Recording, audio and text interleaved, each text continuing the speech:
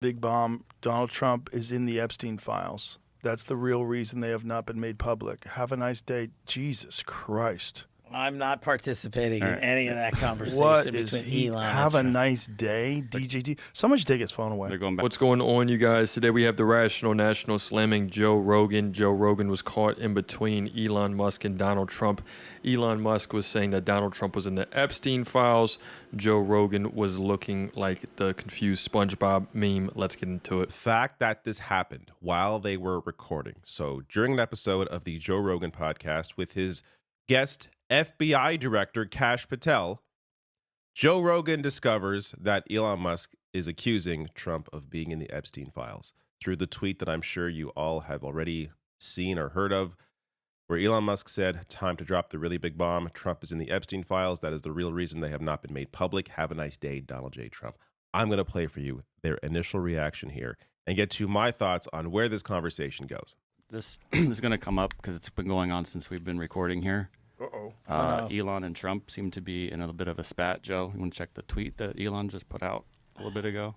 Time to drop the really big bomb. Donald Trump is in the Epstein files. That's the real reason they have not been made public. Have a nice day. Jesus Christ. I'm not participating in any of that conversation What between is he? Elon Have a and Trump. nice day, DJT. Someone should take his phone away. They're going back and forth about different things. And Yeah. Listen, Well, he said he was disappointed in Elon.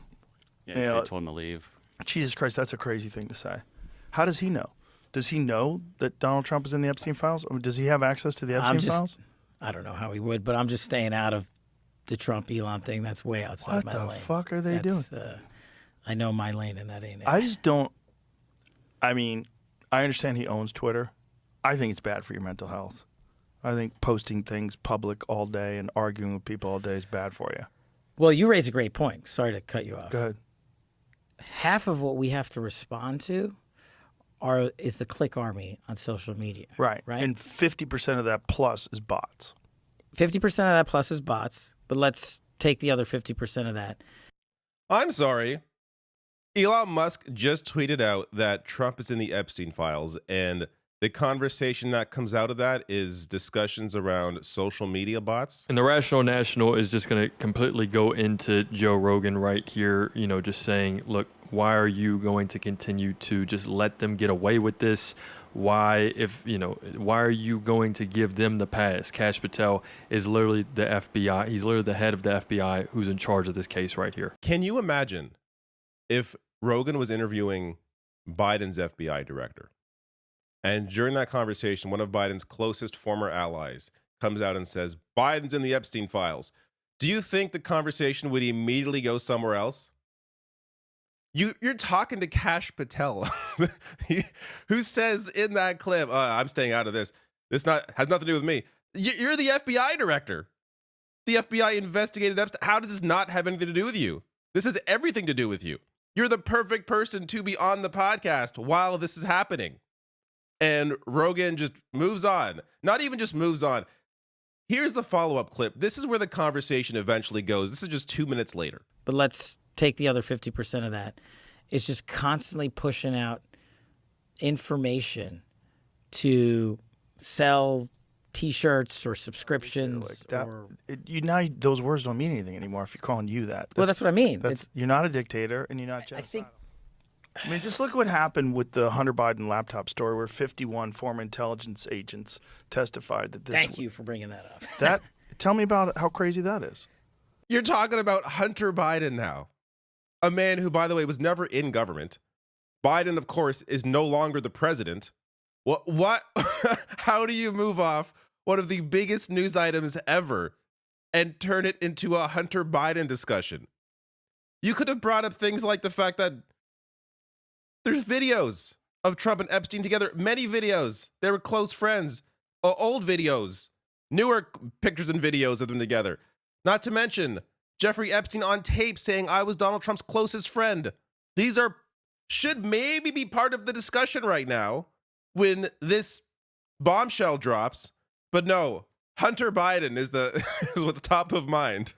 Somebody who was never in government, never had power over anybody. Why? And for Kash Patel to say, I'm not going to get in between those two, he has no allegiance to Elon Musk whatsoever. So, I mean, like, even if he is not wanting to call out Trump because Trump is his, overhead or whatever you want to say, I mean, he has no allegiance to Elon Musk whatsoever. So why doesn't he want to get in between that? If it was false from the very beginning, he would say, there's no allegiance to Elon. He should just say, look, what's going on here, but. Why was this ever a story to begin with? The whole thing is so bizarre. But even if you did for some reason care about Joe Biden's son, who again, for the third time now, was never in government, it's a years old story. You are moving off of one of the biggest bombshells ever that Elon Musk just dropped into a years old story that never mattered to begin with. Let me get to just a different kind of reaction. This one from Steve Bannon, who went nuclear on Elon Musk, saying Bannon says he told Trump to investigate Musk as an illegal alien. And on his show, he said this. SpaceX. President Trump tonight should sign an executive order calling for the Defense Production Act to be called in SpaceX and seize SpaceX tonight before midnight. The U.S. government should seize it. If a guy's going to sit there and start making quotes, also, as Stuart Stevens talked back in January, I don't know why we haven't had a full investigation. Look, if you're going to deport illegal aliens, you got to deport illegal aliens. The good go with the good, the goose and the gander. They got to go back to this, as Stuart Stevens talked about, and go through everything about his immigration status. I happen to believe, given the facts that I've been shown, that he's an illegal alien, and illegal aliens got to be deported.